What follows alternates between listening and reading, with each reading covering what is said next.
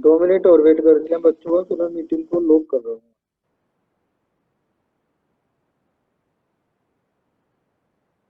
तो अपना net connection तरीके से रखना, बीच में कोई लीव हो गया तो दोबारा ज्वाइन नहीं कर पाएगा, पहले बताओ। आवाज आ रही है मेरी? हेलो? यस सर, आ रही है। ठीक।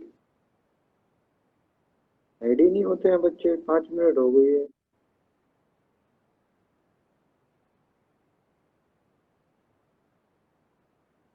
चलो स्टार्ट करते हैं, मीटिंग को मैं लॉक कर दूँ।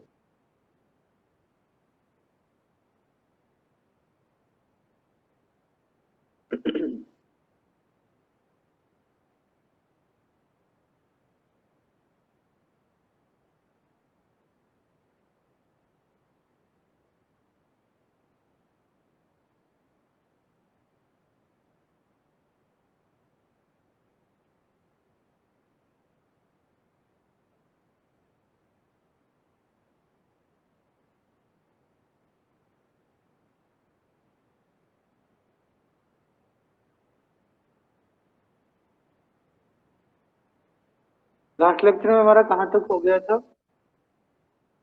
हमने स्टैटिक बैलेंसिंग देख ली थी कैसे होती है, अनबैलेंस कैसे होगा। जो स्टैटिक का केस होगा तब के जब सारे के सारे मास एक ही प्लेन के अंदर हों, ठीक है। और डायनेमिक बैलेंसिंग में क्या होगा, आपके जो मासेज हैं वो डिफरेंट डिफरेंट प्लेन में लाई करें, ठीक है।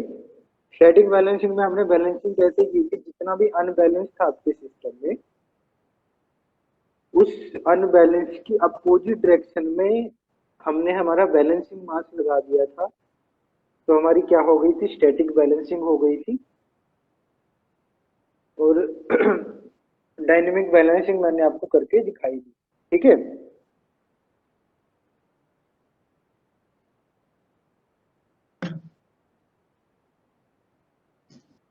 हेलो हाँ बोलो।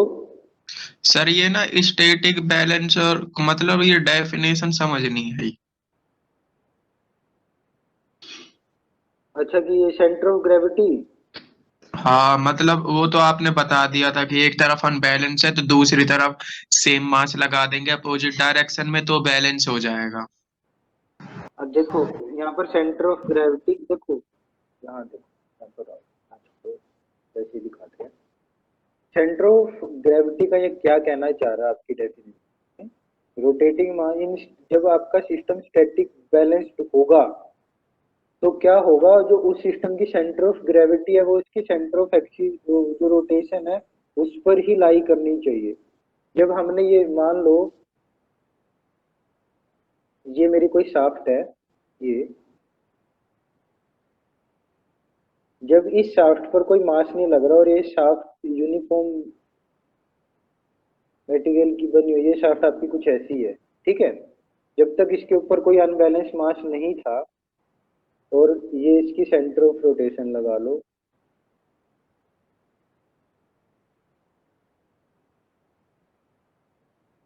ये इसका, ये इस एक्सिस के अलोंग रोटेट कर रही है, ठीक है। तो जो इस शाफ्ट का सारा मास है, या जो इस एक्सक्यूज मी शाफ्ट की सर, हाँ बोलो। वो सर कुछ बच्चे ज्वाइन के लिए कह रहे थे तो वो कह रहे लॉक कर दी सर ने मीटिंग, अगर ओपन ज्वाइनिंग कर दे। का ज्वाइनिंग का टाइम क्या था? हाँ मतलब सर फोन आ रहा है उनका मेरे पास बार बार, इसी पूछ रहा था। तुम लोगों ने मजाक बना रखा है। हाँ ये सर लेट हो जाते हैं बच्चे, फिर मेरे को फोन करते हैं, सर से अब पूछ तो ले भाई सर। अब तो कोई बहाना भी नहीं है सर, बस रुक गई थी सर, जाम लग गया हाँ। था सर, ये हो गया था, अभी भी तुम 10 10 मिनट लेट में अंदर हो। हो ही रहे हैं सर ये बच्चे, अब क्या करें। देखो, दोनों उनको कर दिया मैंने, एडमिट कर दिया। ठीक अब है सर, देखो, ठीक। जो इस शाफ्ट की सेंटर ऑफ ग्रेविटी है ना, जब ये अ, जब इसके ऊपर कोई मास नहीं होगा, जब ये पूरी की पूरी तरह बैलेंस कंडीशन में थी, तो इसकी सेंटर ऑफ ग्रेविटी जो है वो इस एक्सिस पर लाई कर रही होगी, ठीक है ना। जैसे हमारी बॉडी की सेंटर ऑफ ग्रेविटी हमारी नाभि पर होती है, या सेंटर ऑफ मास होता है, वैसे ही जो आपकी ये शाफ्ट है, जो ये आपकी शाफ्ट है, शाफ्ट को ऐसे बना लेता हूं, मैंने पूरी सॉलिड बना ली।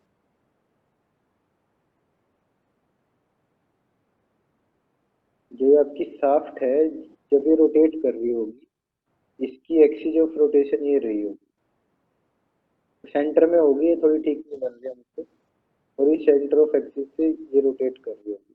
ठीक है, जब मान लो इसके ऊपर हमने कोई यहाँ पर मास लगाया, इसके इसी प्लेन पर, तो इस मास की वजह से क्या हुआ, जब अनबैलेंस मास था, तो इसकी जो सेंटर ऑफ ग्रेविटी है वो थोड़ी सी शिफ्ट हो गई। जो इनिशियल कंडीशन में इसकी जो सेंटर ऑफ ग्रेविटी थी वो इसकी एक्सिस पर लाई कर रही थी, क्योंकि इसका जो मास था वो जितना इसकी एक्सिस के ऊपर था उतना ही इसकी एक्सिस के नीचे था। जब मास जो आपका मास है वो किसी एक जगह शिफ्ट होगा तो आपकी सेंटर ऑफ ग्रेविटी भी उसी डायरेक्शन में शिफ्ट होने की कोशिश करेगी। अभी के लिए जब हमने ये मास नहीं लगाया था, इस मास को यहाँ पटक दो, जब हमने मास नहीं लगाया था तो क्या था, जितना मास इस एक्सिस के ऊपर था उतना ही मास इस एक्सिस के नीचे था। तो ओवरऑल हम क्या कह रहे थे कि जो इसका सेंटर ऑफ ग्रेविटी है वो इसकी एक्सिस पर ही लाई कर रही थी, एक्सिस ऑफ रोटेशन पर ही लाई कर रही थी। ठीक है, लेकिन जब हमने इसके ऊपर कुछ अनबैलेंस क्रिएट किया, यानी कि अनबैलेंस मास हमने इसके ऊपर लगा दिया, अनबैलेंस मास लगाने के बाद क्या हुआ, जो एक्सिस के किसी भी एक इंस्टेंट पर देख रहे हैं, ये कंटिन्यूसली रोटेट कर रही है, तो किसी भी जब इंस्टेंट पर देखा तो एक्सिस के किसी एक डायरेक्शन में आपका मास ज्यादा था और किसी दूसरी डायरेक्शन में उसका मास कम था। तो उससे क्या हुआ, उसकी सेंटर जो सेंटर ऑफ ग्रेविटी थी आपकी पूरे के पूरे सिस्टम की, वो एक्सिस ऑफ रोटेशन से शिफ्ट होके जहां पर आपका मास ज्यादा था वहां पर शिफ्ट हो गई। अब आपकी सेंटर ऑफ ग्रेविटी यहाँ पर आ गई। जैसे ये मास रोटेट करके दूसरी पोजीशन पर जाएगा, आपकी सेंटर ऑफ ग्रेविटी की पोजीशन फिर चेंज हो जाएगी। ऐसे जब कंटिन्यूसली मास रोटेट करता रहेगा, आपकी सेंटर ऑफ ग्रेविटी भी वो अपनी पोजीशन कंटिन्यूसली चेंज करती रहेगी। और रोटेशन तो हमारी एक्सिस ऑफ रोटेशन के अलोंग हो रही है, लेकिन सेंटर ऑफ ग्रेविटी आपकी कंटिन्यूसली चेंज होती रहेगी, जिसकी वजह से क्या होगा, वाइब्रेशंस क्रिएट होंगी। जैसे जैसे आपकी सेंटर ऑफ ग्रेविटी अपनी पोजीशन चेंज करती रहेगी, उसी वजह से आपकी क्या होती रहेगी, वाइब्रेशन चेंज, वो वाइब्रेशन प्रोड्यूस होती रहेगी। तो इन वाइब्रेशन को रोकने के लिए हमने क्या किया, इस मास के अपोजिट डायरेक्शन में दूसरा मास लगा दिया हमने, ये मास लगा दिया। तो इस मास उतने ही अमाउंट का मास लगा दिया। एक्चुअल में मास की बात नहीं हो रही, फोर्स की बात हो रही है। जितनी जितनी सेंट्रीफ्यूगल फोर्स आपका ये सिस्टम क्रिएट कर रहा था, उतनी ही सेंट्रीफ्यूगल फोर्स आपका ये वाला मास भी क्रिएट करेगा। उस वजह से क्या होगा, जितना मास किसी भी एक इंस्टेंट पर इस एक्सिस ऑफ रोटेशन के ऊपर था उतना ही मास सेंटर ऑफ एक्सिस के रोटेशन के नीचे आ जाएगा। तो इससे क्या होगा, आपकी जो सेंटर ऑफ ग्रेविटी की पोजीशन थी वो क्या होगी, आपकी एक्सिस ऑफ रोटेशन ही रहेगी। और एक्सिस ऑफ रोटेशन हमारी फिक्स है, तो आपकी सेंटर ऑफ ग्रेविटी की जो पोजीशन है वो भी फिक्स रहेगी। तो अगर सेंटर ऑफ ग्रेविटी अपनी पोजीशन चेंज नहीं करेगी तो आपके सिस्टम के अंदर वाइब्रेशन होना भी बंद हो जाएगा। तो यही आपकी डेफिनेशन बता रही है कि किसी भी स्टैटिकली बैलेंस सिस्टम के अंदर अगर आपकी सेंटर ऑफ ग्रेविटी उसकी एक्सिस ऑफ रोटेशन पर लाई कर रही है तो आपका सिस्टम बैलेंस।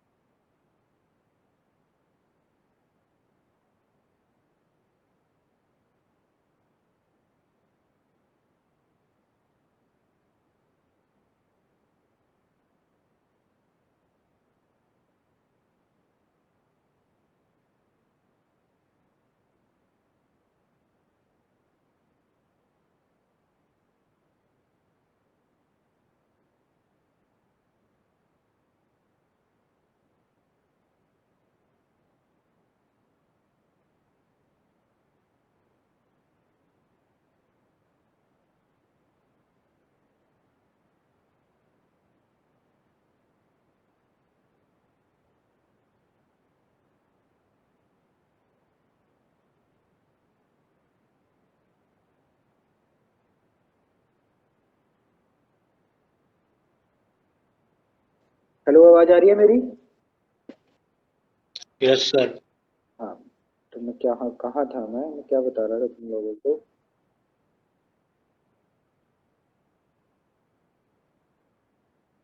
क्या था कि इस डेफिनेशन का मतलब क्या है? जब भी जब तक आपकी सेंटर ऑफ ग्रेविटी आपकी एक्सिस ऑफ रोटेशन पर लाई करेगी, तब तक आपका सिस्टम स्टैटिकली बैलेंस्ड होगा। और जैसे ही आपके सिस्टम की सेंटर ऑफ ग्रेविटी वो एक्सिस ऑफ रोटेशन से दूर की तरफ जाएगी, और तभी आपका सिस्टम क्या हो जाएगा, अनबैलेंस कंडीशन में। और एक्सिस, प्रियांशु वर्मा क्या करना चाह रहा है भाई? प्रियांशु वर्मा है यहाँ पर? रोल नंबर 112, कुछ करना चाह रहा है या नहीं?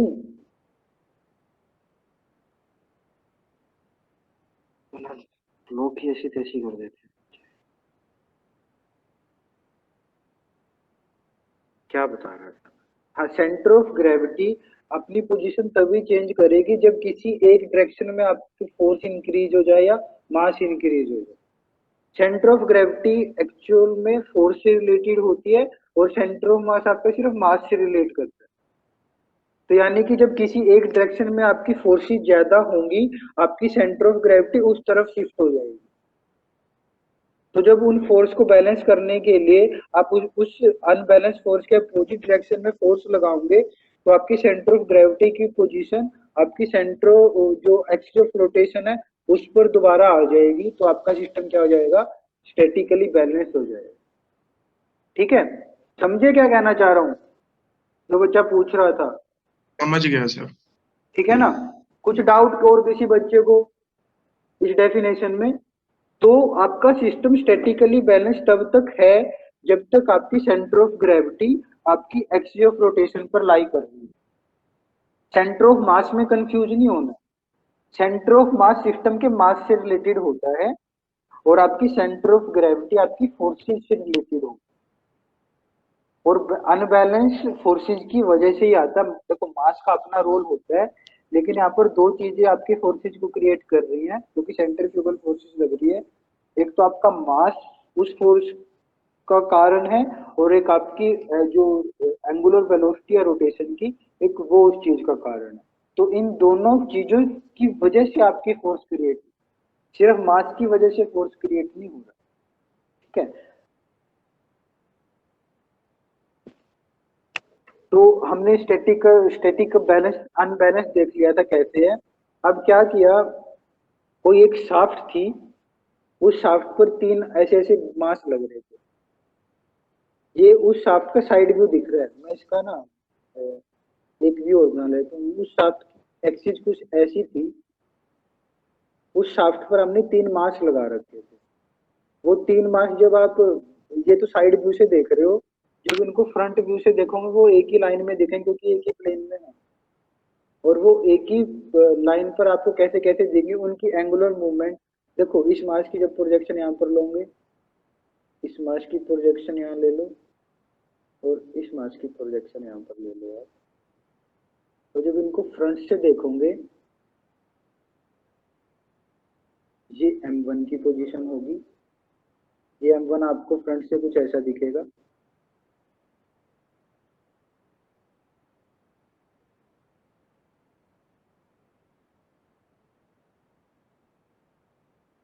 ये आपको M2 यहाँ पर कुछ ऐसा ऐसा दिखेगा। तो कलर सेम हो गया।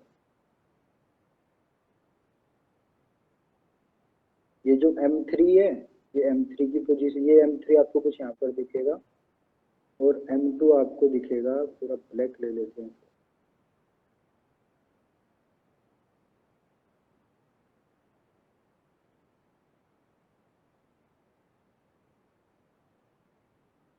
और ये आपको यहाँ से यहाँ तक ये M2 की पोजीशन होगी। ये M1 है, ये M2 है, और ये आपका, ठीक है। ये देखो, और जब इसी चीज का आप साइड व्यू देखोगे, ये मास आपको इस पॉइंट पर ऐसे अटैच कर रखे हैं आप, इनका ये साइड व्यू है उस शाफ्ट के ऊपर, जिस एक शाफ्ट के ऊपर आपने मास लगा रखे हैं, ये साइड व्यू है, और ये आपका फ्रंट व्यू।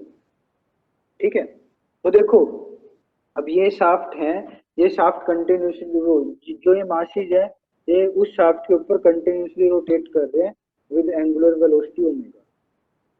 ठीक है, तो कंटिन्यूसली रोटेट कर रहे हैं, इनकी वजह से फोर्स लगी होगी, इसकी वजह से F1 फोर्स लगी होगी बाहर की तरफ, इस मास की वजह से फोर्स लगी होगी F2, और इस मास की वजह से भी बाहर की तरफ फोर्स लगी होगी F3। अब ये फोर्सेस तीनों अलग अलग एंगल पर लगे, तो हम इनका ना अलजेब्रिक सम कर ही नहीं सकते, अनबैलेंस। अब कितना अनबैलेंस है सिस्टम के अंदर, हम यहाँ से पता नहीं लगा सकते। तो अनबैलेंस पता लगाने के लिए क्या करेंगे, हम इन फोर्सेस को दो कंपोनेंट में रिजोल्व कर देंगे। दो कंपोनेंट कैसे होंगे, एक आपका वर्टिकल कंपोनेंट होगा और एक आपका हॉरिजॉन्टल कंपोनेंट, बता दो। ठीक है, ऐसे इस फोर्स के भी दो कंपोनेंट होंगे, एक हॉरिजॉन्टल कंपोनेंट होगा और एक वर्टिकल कंपोनेंट होगा, और ऐसे इस फोर्स के भी दो कंपोनेंट होंगे, हॉरिजॉन्टल कंपोनेंट और वर्टिकल कंपोनेंट।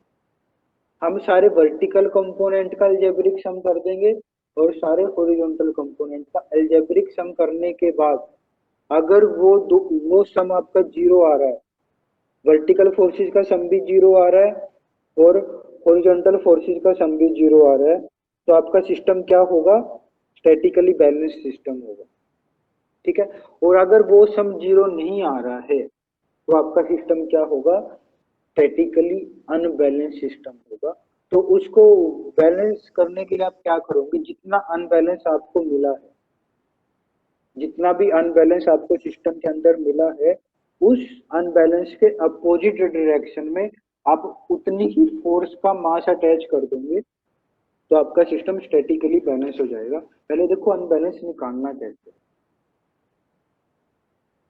मैं ये सारा हटा दूं जितना भी दिखाया था, अब आपका ये सिस्टम। ठीक है, तो कैलकुलेशन इजी करने के लिए हम क्या करेंगे, हम जितने भी एंगल है ना, हम उनको हॉरिजॉन्टल से मेजर करके चलेंगे, हॉरिजॉन्टल की पॉजिटिव डायरेक्शन से मेजर करके चलेंगे। ठीक है, जैसे कि M1 मास था, वो इस एक्सिस से क्या वो एंगल कितना बना रहा है, θ1 बना रहा है। ठीक है, तो इसका हॉरिजॉन्टल कंपोनेंट यहाँ पर होगा, इसका हॉरिजॉन्टल कंपोनेंट ये, और इसका वर्टिकल कंपोनेंट ये होगा। तो इसका हॉरिजॉन्टल कंपोनेंट क्या होगा, कोसाइन कंपोनेंट होगा, और तो M1 R1 ओमेगा स्क्वायर हो जाएगा कोस थीटा,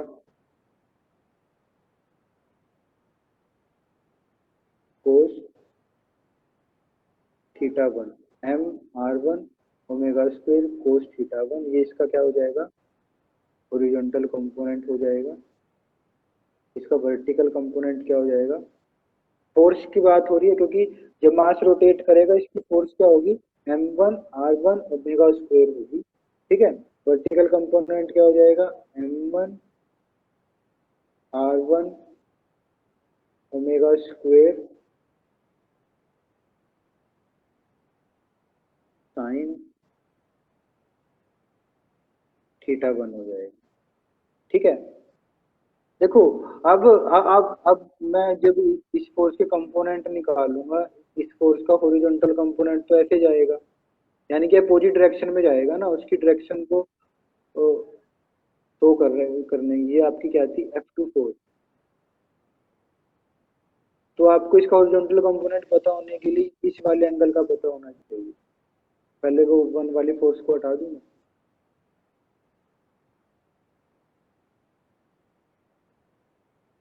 ये चीजें ना ऐसे करवाने में मजा नहीं आता।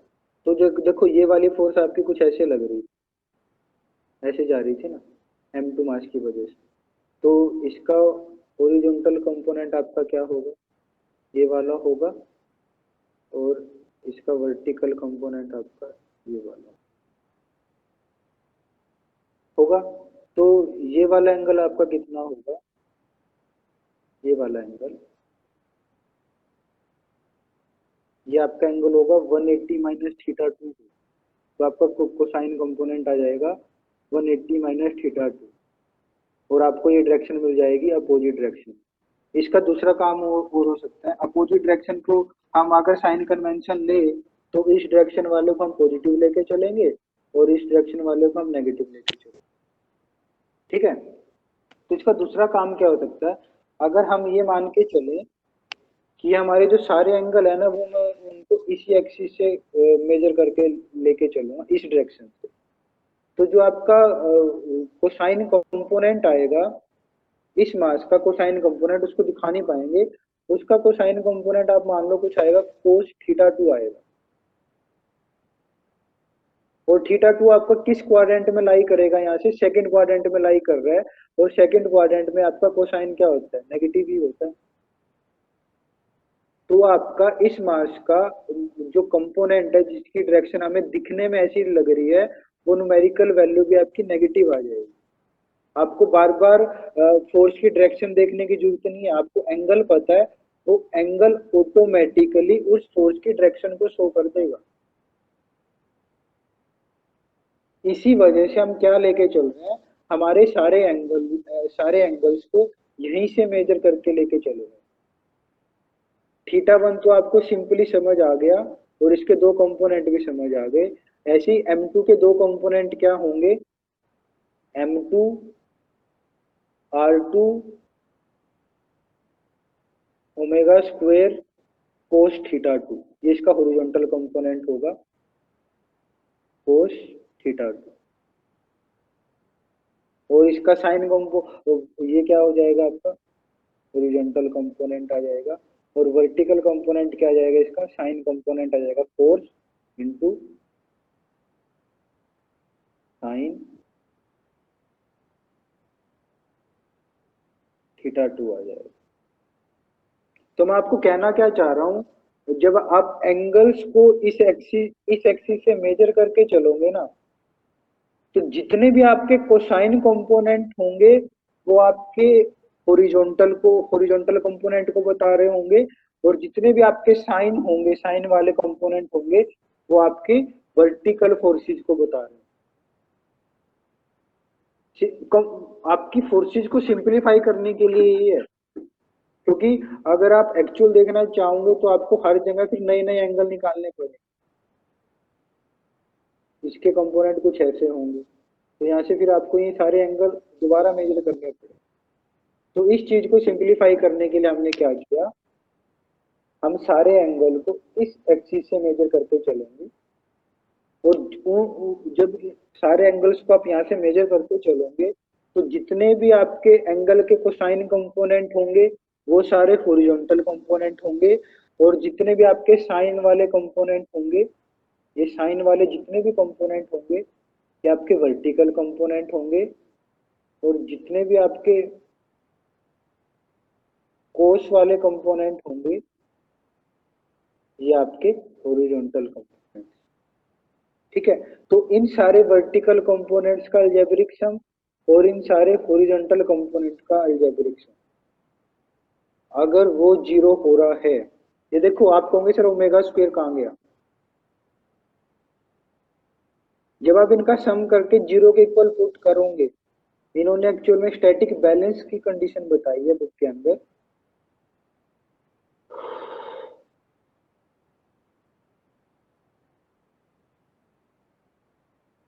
देखो ये 3 मास हमारे लगे हुए थे, हमें नहीं पता ये तीनों मास सिस्टम को बैलेंस कर रहे हैं अनबैलेंस कर रहे हैं। तो हमने एक नया मास लगा लिया, उसका एंगल हमें पता नहीं, उसका एंगल हमें उसका मास भी निकालना है और उसका एंगल भी निकालना है। हमने आर्बिट्रेरी कोई मास m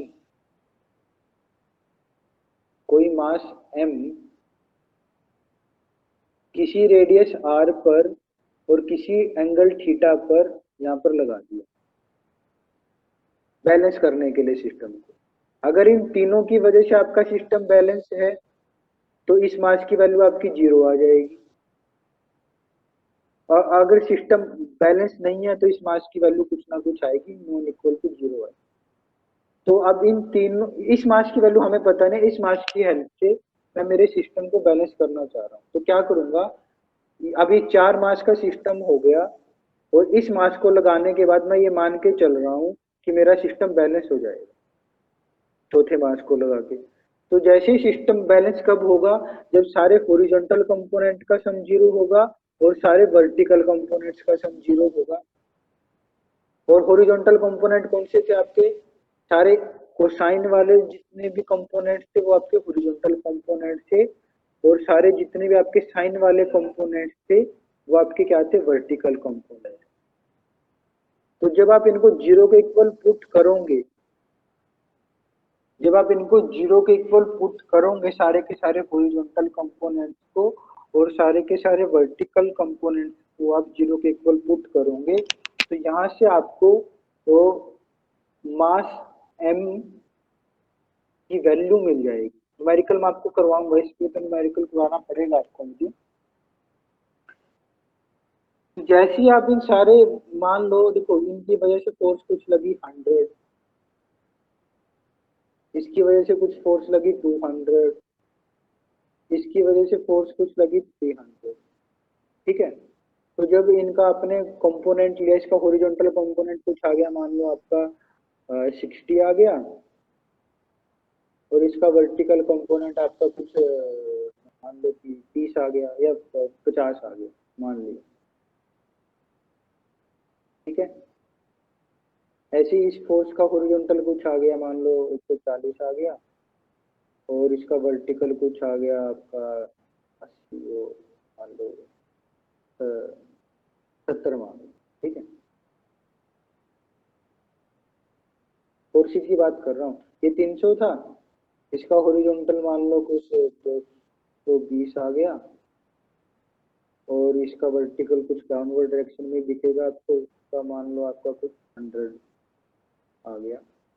तो जब इसके हॉरिजॉन्टल कंपोनेंट का आप अलजेब्रिक सम करोगे, इस डायरेक्शन में कितना मास मिल रहा है आपको, 60, इस डायरेक्शन में पॉजिटिव लेके चलो, ये डायरेक्शन में ये 60 है,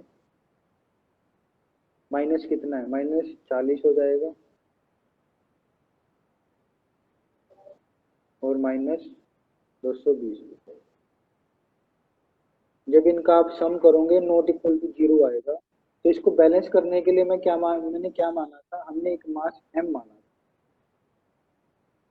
एक मास m माना था,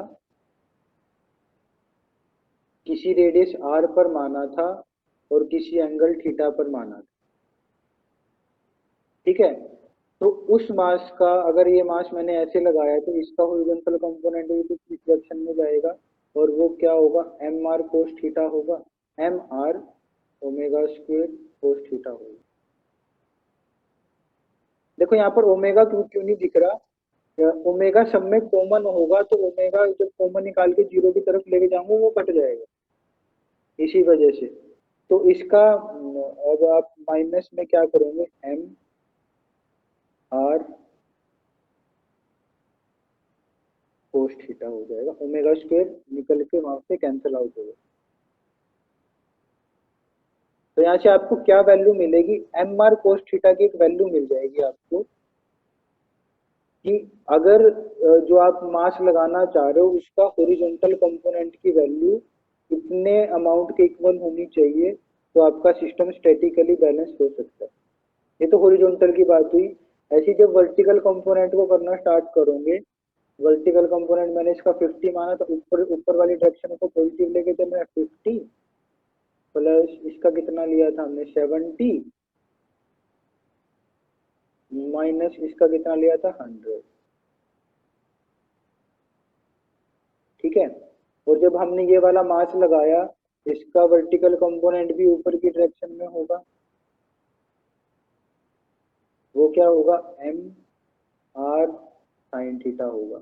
ओमेगा स्क्वायर कॉमन आके कैंसिल आउट हो जाएगा 0 की तरफ जब उसको लेके जाओ। तो यहाँ से आपको m, और इन सबको जब आप ऐड करोगे इनको 0 के इक्वल पुट करना है, ये 0 के इक्वल पुट हो जाएगा, और ये पूरी वैल्यू 0 के इक्वल पुट हो जाएगी। तो 0 के इक्वल पुट करके आपको एम आर कोस थीटा की वैल्यू यहाँ से मिलेगी और एम आर साइन थीटा की वैल्यू आपको यहाँ से मिलेगी। दो इक्वेशन मिल गई और दो इक्वेशन से आपको दो वैल्यू मिल गई। एक वैल्यू मिल गई आपको एम आर साइन थीटा की वैल्यू मिल गई और एक वैल्यू आपको मिल जाएगी एम आर कोस थीटा की वैल्यू मिल जाएगी। ये दोनों वैल्यू आपको क्या बता रही है, आपके सिस्टम के अंदर इतना हॉरिजॉन्टल अनबैलेंस है और इतना आपके सिस्टम के अंदर वर्टिकल अनबैलेंस है, और इन अनबैलेंस को हटाने के लिए आपको हॉरिजॉन्टल डायरेक्शन में इतनी फोर्स चाहिए और वर्टिकल डायरेक्शन में इतनी फोर्स। तो उस मास की वैल्यू आप कैलकुलेट करो। अब देखो तीन अननोन है, मास भी अननोन है, रेडियस भी अननोन है उस मास की, और उस मास का थीटा भी अननोन है आपके पास। तो इन तीनों में से जब क्वेश्चन आप करना स्टार्ट करोगे आपको कोई सी एक वैल्यू गिवन है, क्योंकि दो इक्वेशन है तो आप दो ही अननोन की वैल्यू निकाल सकते, तीन अननोन नहीं निकाल सकते। तो जब आपको क्वेश्चन गिवन होगा, या तो उस क्वेश्चन के अंदर आपको मास की वैल्यू गिवन होगी, या रेडियस की वैल्यू गिवन होगी, या उसकी एंगुलर पोजीशन की वैल्यू गिवन होगी कि, और वो किस चीज की वैल्यू गिवन है एक्चुअल में आपको। एक्चुअल में आपको गिवन है कि जब आप सिस्टम को बैलेंस करने के लिए नया मास लगाओगे सिस्टम पर, तो उसकी एंगुलर पोजीशन ये होनी चाहिए, उसकी रेडियस ये होनी चाहिए, और उस मास का अमाउंट इतना होना चाहिए। तो जब आप इन तीनों की वैल्यू निकाल लोगे, वैल्यू निकालने के बाद इस मास की आपको वैल्यू का पता लग जाएगा, तो आपका सिस्टम क्या हो जाएगा, स्टैटिकली बैलेंस्ड हो जाएगा। देखो मैंने इसके अंदर अगर कोई क्वेश्चन डाला है स्टैटिकली बैलेंस का, नहीं तो मैं फिर आपको नेक्स्ट लेक्चर में स्टैटिकली बैलेंस सिस्टम बता दूं। एक क्वेश्चन करवाना पड़ेगा तभी आप समझ पाओगे।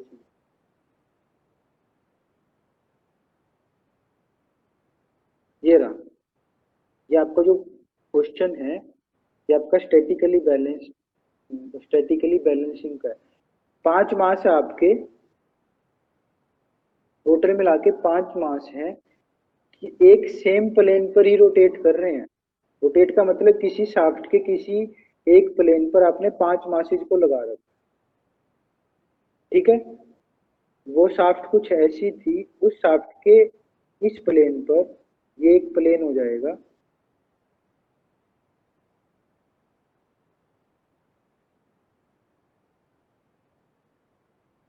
ये आपका एक प्लेन है,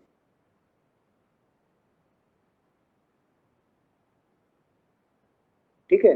इस प्लेन पर आपने 5 मास लगा रखे ए बी सी डी।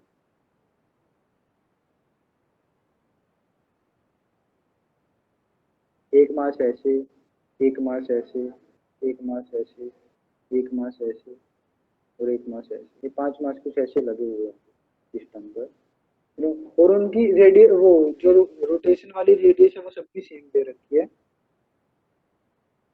और क्या दे रखा है, ए बी सी का तीनों का मास आपको गिवन है, ए बी सी का। एंगुलर पोजीशन आपको बी सी डी और ई की दे रखी है ए से, तो ए को मैं रेफरेंस मान लूंगा, यानी कि जब मैं साइड व्यू से देखूं, साइड व्यू से ए आपका यहाँ पर होगा, बी का एंगल आपको दे रखा है, ये मास ए लगा हुआ है यहाँ पर, ये मास ये आपका यहाँ पर लगा हुआ, सबकी डायरेक्शन आपको दे रखी है, सेम डायरेक्शन में एंगल को मेजर करना है, और किससे मेजर करना है, ए से। तो मैं ए को एज अ हॉरिजॉन्टल लगा के चल रहा हूँ। बी की पोजीशन आपको दे रखी है 60 डिग्री, यहाँ पर आपका मास बी लगा हुआ होगा, ठीक है। और फिर क्या दे रखा है, सी की दे रखी है, सी दे रखा आपको 135 डिग्री पर, ये आपका सी लगा हुआ होगा, और यहाँ से ये इसकी वैल्यू दे रखी है आपको 135 डिग्री। फिर डी की दे रखी है आपको 210 डिग्री, 210 डिग्री आपका कुछ यहाँ पर आएगा, ये आपका डी हो जाएगा, और यहाँ से ये वाला एंगल आपका हो जाएगा 210 डिग्री का हो जाएगा। फिर आपको ई की दे रखी है 270 डिग्री, 270 डिग्री आपका ये होगा, और ये आपका क्या हो जाएगा, ई हो जाएगा। आपके पांचों के पांचों मास आपको साइड व्यू से कुछ ऐसे ऐसे दिखे, ठीक है। अब इन्होंने क्या कह रखा है, दे दिया find the mass D and E अगर आपका सिस्टम कंप्लीटली बैलेंस्ड है और एक ही प्लेन में है, तो कंप्लीटली बैलेंस का मतलब क्या है यहाँ पर, स्टैटिकली बैलेंस्ड।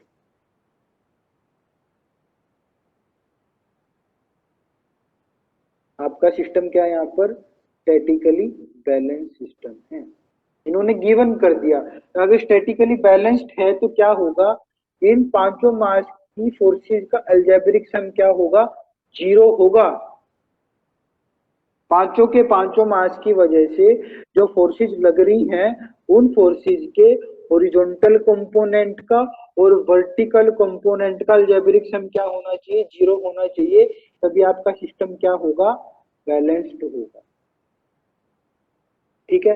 रेडिया और देखो, रेडियस रोटेशन आपको हर एक मास की सेम दे रखी है, यानी कि जो आर है वो हर एक मास की क्या हो जाएगी, सेम हो जाएगी।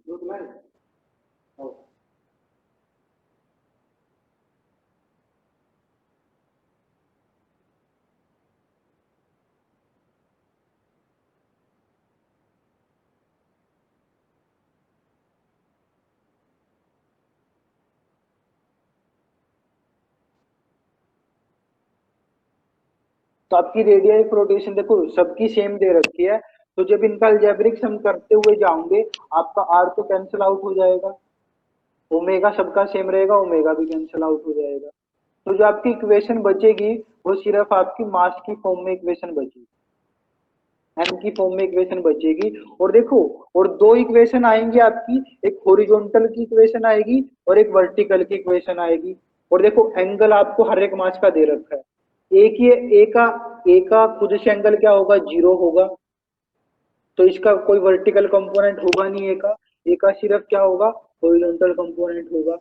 बी के दो कंपोनेंट होंगे, लेकिन एंगुलर पोजीशन बी की भी पता है, सी की भी पता है, डी की भी पता है और ई की भी पता है हमें, तो थीटा की कोई टेंशन लेने की जरूरत ही नहीं है। तो हमारा अननोन क्या बचेगा, जिन दो मासेस का हमें मास की वैल्यू नहीं पता, डी और ई के अननोन मास की फॉर्म में हमारी इक्वेशन आ जाएगी दो, तो उन दो इक्वेशन को सोल्व करके हमें डी और ई की वैल्यू का पता लग जाएगा। और ये पता कब लगेगा, जब आपको गिवन थी कंडीशन कि आपका सिस्टम कंप्लीटली बैलेंस्ड है। ये पूरा क्वेश्चन मैंने आपको डाल नहीं रखा है पीडीएफ में, क्वेश्चन आपके कुछ ऐसे ऐसे आए हैं, ठीक है। डिटेल में आज देखो लेक्चर का टाइम होने वाला है, नेक्स्ट लेक्चर में ये मैं आपको ये चैप्टर कंप्लीट करवा दूंगा, स्टैटिक बैलेंस।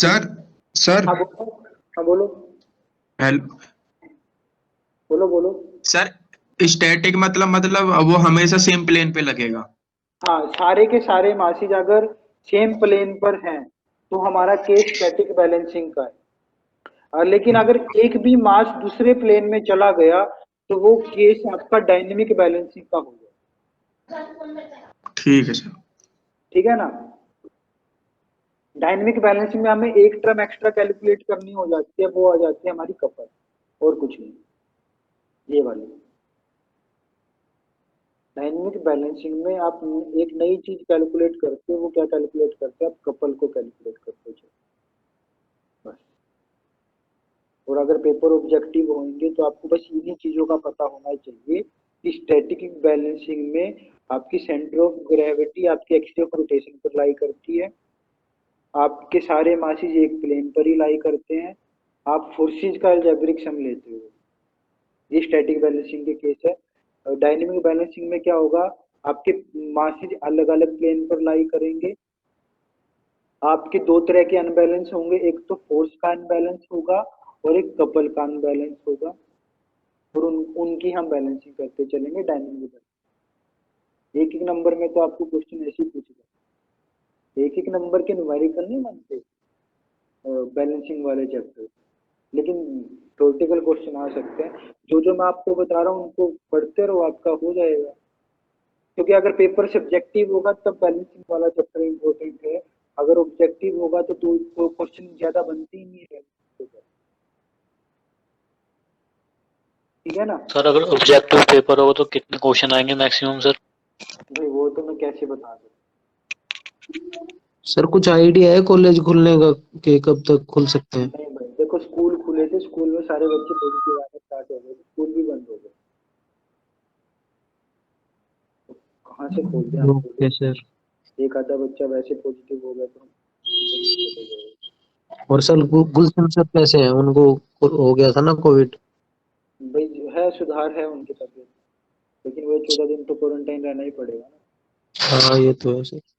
आते रहेंगे, कभी हम भी होंगे, कोई होते रहेंगे, ये तो सबको ही होंगे, क्या कर सकते। हम्म।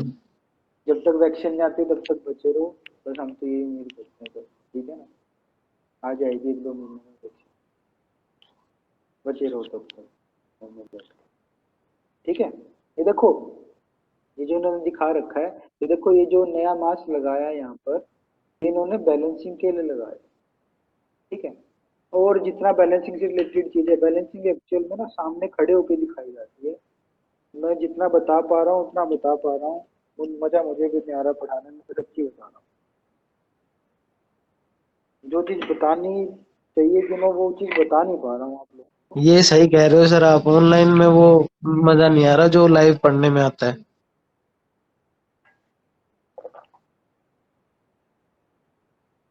ऑनलाइन की अपनी एडवांटेज है, अपनी डिसएडवांटेज। अब ऑफलाइन में मैं आपको 3D डायग्राम नहीं दिखा पाता, ऑनलाइन में मैं आपको कुछ 3D डायग्राम दिखा पा रहा हूँ। लेकिन वो ये ऑफलाइन में मैं आपको कुछ वीडियो वैसे भी शेयर कर देता, लेकिन प्रॉब्लम मुझे काफी आ गई।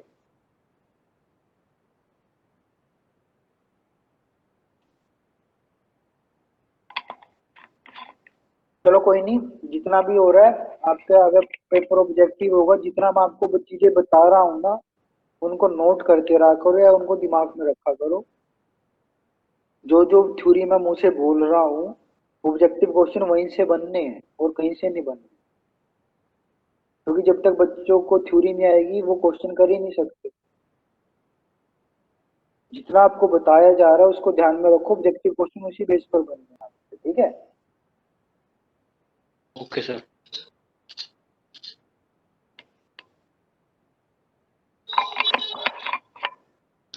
अब आपकी बुक के अंदर ना, जब आपको स्टैटिक बैलेंसिंग की डेफिनेशन दी हुई है, उसमें सिंगल प्लेन का जिक्र ही नहीं करा हुआ कहीं पर भी, कहीं पर भी नहीं उन्होंने बता रखा कि एक प्लेन की बात है।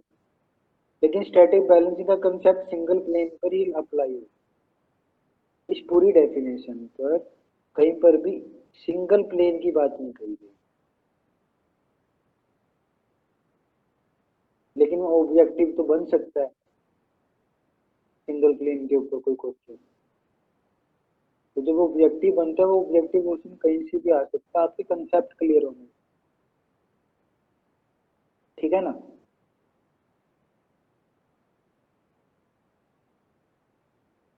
आज के लिए इतना ही करते हैं, किसी बच्चे को कोई डाउट है तो मुझसे पूछ सकते हैं।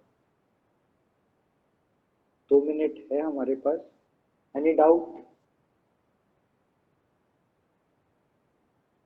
और अगली क्लास में मैं, आज तो मैंने बच्चों को एडमिट कर दिया है, वैसे भी सेमेस्टर खत्म होने को है, तो मैं अब क्या ही समझाऊं।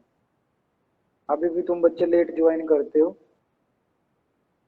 अगली नेक्स्ट क्लास में मैं किसी बच्चों को लेट ज्वाइन नहीं करता, ठीक है। नेक्स्ट क्लास की बात करो, नेक्स्ट डे की बात नहीं करो। आज मैं आपकी क्लासेस की, एमडीएस की क्लास है 3 बजे, अभी मैं उसका शेड्यूल डाल दूंगा, उस क्लास में कोई बच्चा लेट ज्वाइन नहीं करेगा, ठीक है। मैं किसी बच्चे को एडमिट भी नहीं करूंगा 5 से 10 मिनट के बाद, ओके सर। ठीक है ना। चलो बच्चों, आज की मीटिंग हम यही ऐड करते हैं, बैलेंसिंग का आगे का डिस्कशन हम नेक्स्ट क्लास में करेंगे, ठीक है। ओके ठीक है sir, thank you. Thank you sir.